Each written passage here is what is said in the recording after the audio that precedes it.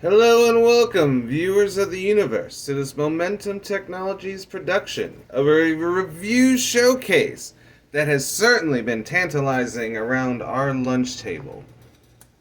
Today's exercise is Who Made More Money? This is always a fun one, but in particularly, this is based in the what would be considered the bottom base tier workforce of the United States, as an example. So we're going to talk about the hourly wage employee, or the lowest amount legally paid employee that you can get away with. So for this exercise, we're going to need two humans. Human 1 is going to be designated 20 hours of human labor.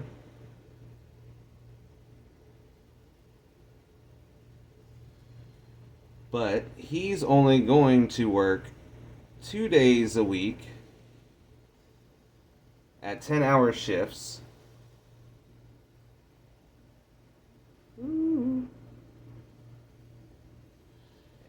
Equaling 5 days off from this employment source. And of course, human number 2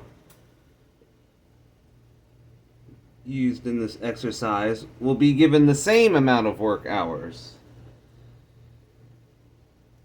Will also be given 20 hours of human labor, but will work 5 days a week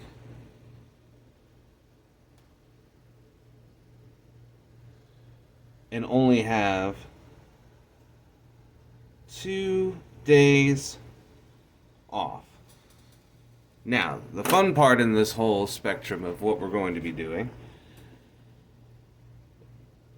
or at least now next, is we are going to be calculating the transportation budget for both catalysts. And I really have ignored the ruler. For this exercise, we are going to assume that in the basis of a year,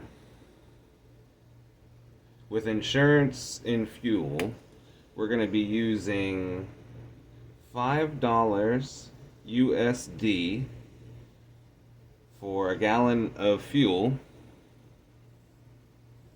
for our exercise here. And then we are going to be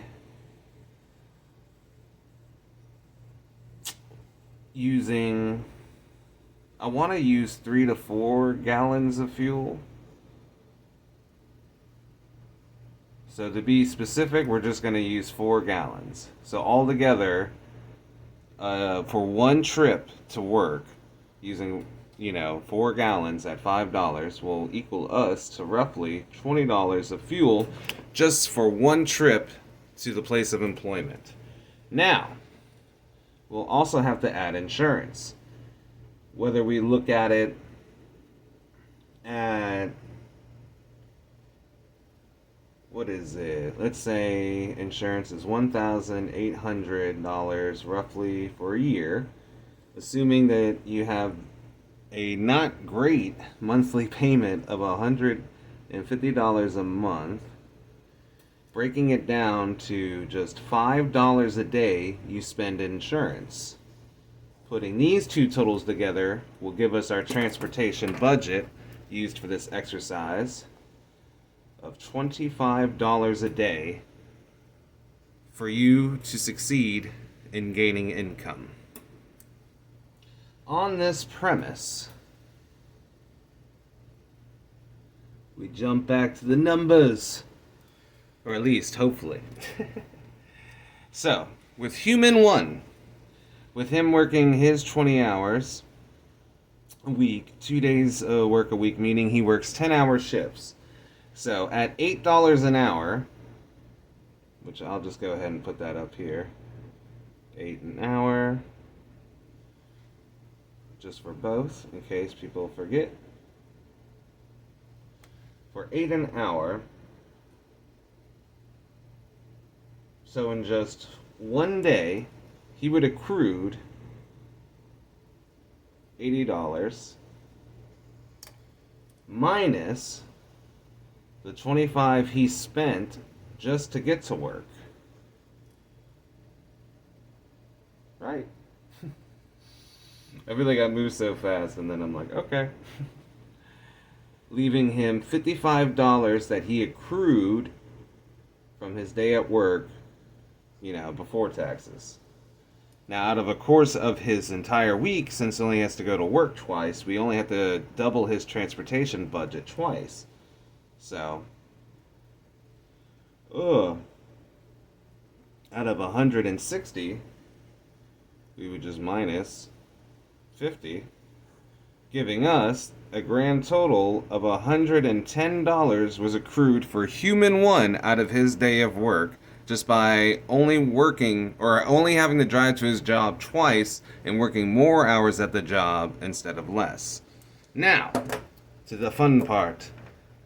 To human 2. How did he succeed? Now, under the same scale of the parameters, he will be making the same total amount of money at the end of the week, but his daily budgeting and cost and figures are way different. Since he's working 5 days a week and still only getting 20 hours, that means he's working 4 hours a day. And with $8 an hour, he makes $32 a day before taxes. Now, minus $25 for transportation, he is left literally with $7 he had made from 1 day at work. Now, put it over the course of a week. And remember, he has to go to work 5 times. So, no way, is that right? Yeah, so it's 125. So 30, yeah. So he only made $35 a week compared to his coworker who worked the same amount of hours, drove the same amount of distance with the same transportation budget. So, working more days for less hours is actually robbing you money. It doesn't matter to the employer. They still have to pay you this. But out of your operational cost, if an employer can't offer you more than 8 hours a day, it is not financially viable for you to continue your employment there. And that's sort of one of the more shocking things when it comes to it. So, when it comes down to, working only around 20 hours a week, put your foot down. Don't let employers demand 7 days access to your life if they can't even provide more than this for you. So put your foot down. If they can only give you 20 hours, then make sure they can only work you 2 days a week. Otherwise, they need to let you go find another job. Because at this amount of money, you're going to end up, not only unemployed, but homeless. But shocking, ain't it? But with that, everyone, peace and jaw love. And hopefully you enjoyed this little informational little brain teaser on your lunch break. Have a good day.